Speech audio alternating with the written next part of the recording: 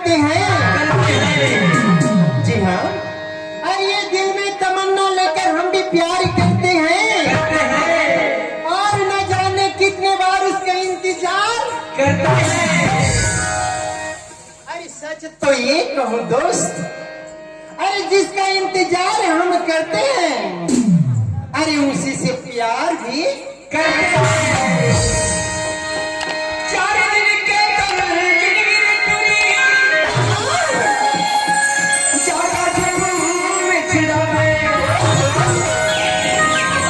अब तो मैं हवस तुम्हारी सीधा कसर ऐसे का। अरे कौन कहता है कि बूढ़े इश्क नहीं करते? ये तेरी ही जवानी है भाई।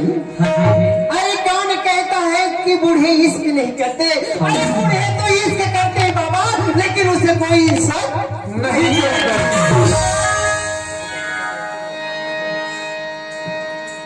हमें तो अपना में लूटा गैरों ने कहा दम था। हमें तो अपना में लूटा गैरों ने कहा दम था। क्या बात? अरे मेरी किस्ती वहां डूबी जहां पानी वहां कम था। जे जगह में तो पानी कम था ना, उसी जगह की बात है। बताइए ना। अरे ढेकरे किनार में फरे है दो तुमार। अरे ढेकरे किनार में फरे है दो तुमार। अच्छा, कत्तिक बेले में तू इंतजार करो, मैं दे दो का कोनो नीला है डर लागते।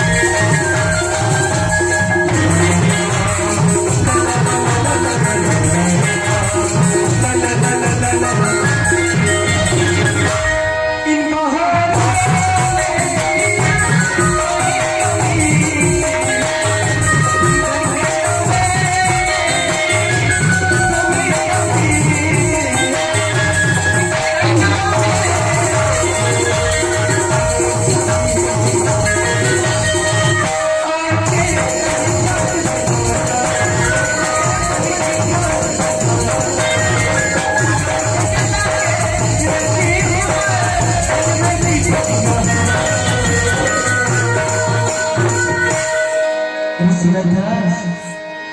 अरे आई लव यू प्यार में कहने हुए न होगा, प्यार में कहने हुए न होगा।